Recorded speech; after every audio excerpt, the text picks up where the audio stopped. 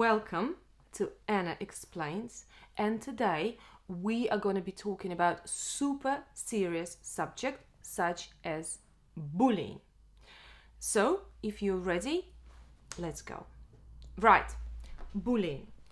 Everyone's talking about bullying here, zero bullying policy, bullying this, let's stop bullying at schools, and so on and so forth.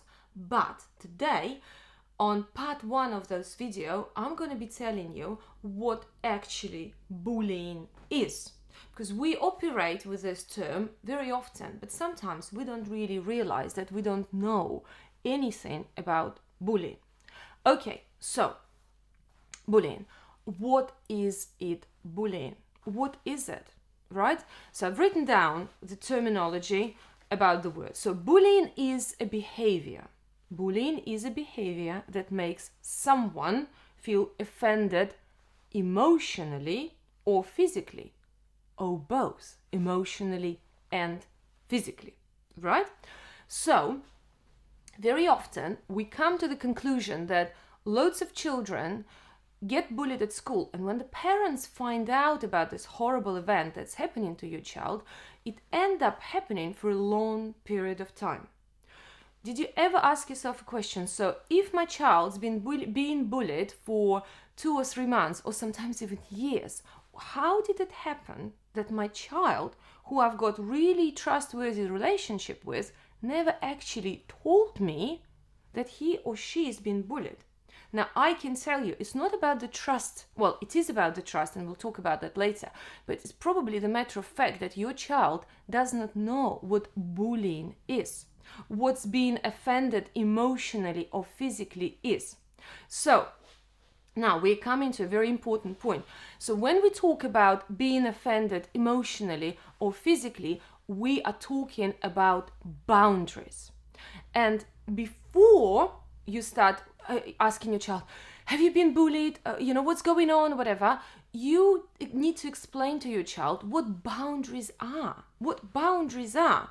And I did it very, very easy, really, on my, when I was explaining it to my children. I just said that, look, we live in England, we live in the UK, right? And this country has got its boundaries.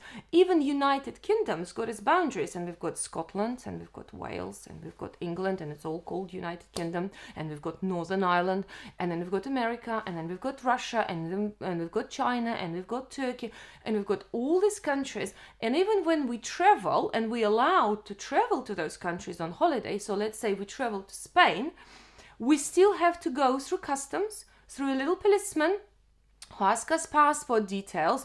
Why? Because we are crossing the boundary between one country to another. So each country has got its boundaries. Now, within its country, we've got area. So, as an example, in England, we've got Shire, we've got Warwickshire, we've got Oxfordshire, we've got Gloucestershire, we've got Worcestershire, you name it, you've got Berkshire, and so on. We've got Surrey, and so on and so forth. So our areas, we've got shires, we've got areas that's got boundaries, and each boundary's got its MP, and it's got its ruler, and so on and so forth. And inside those areas, we've got different towns and cities, and inside those towns, we've got different villages, and inside those villages, we've got different houses, and mostly those houses will have a fence.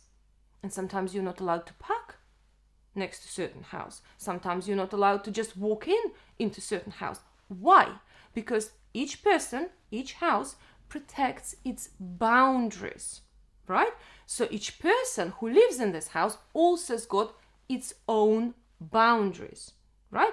So as we can't park next to a certain house or walk into anyone's house door, we also have got boundaries. So we, as human beings, we've got boundaries, right? So if someone physically pushes us, it's offending our physical boundaries.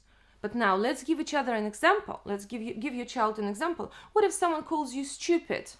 Doesn't touch you, doesn't hurt you, but it hurts inside, which means that it's hurting your emotional boundaries. So we've got two, I'm showing for you, we've got two types of boundaries. We've got emotional boundaries, when someone's trying to offend us using its words, and we've got physical boundaries, when someone's trying to offend us using its physical power. Sometimes someone's trying to offend us using both physical power and emotional power, and it hurts. So the conclusion is, if someone is trying to do something to us, when it offends us physically and emotionally, or physically or emotionally, it's offending our boundaries, which means he or she is bullying us. And if it happens quite often, it means it's bullying us, right? Now, so first things first, we explaining to a child what boundaries are, what's bullying actually is. So you ask him, is someone's bullying you? But the child doesn't even know what bullying is. That's why he's not telling you. Now let's imagine you explained it and you telling your child, again, that's not wine, it's just a beautiful crystal glass that I'm using to drink water. Right, now let's say you explain to your child, James, now you understand what boundaries are. Now let's talk about what I was going to say. I lost my trust. Let's talk about trust. You need to have and work on your relationship with your child, so your child will actually trust you this information.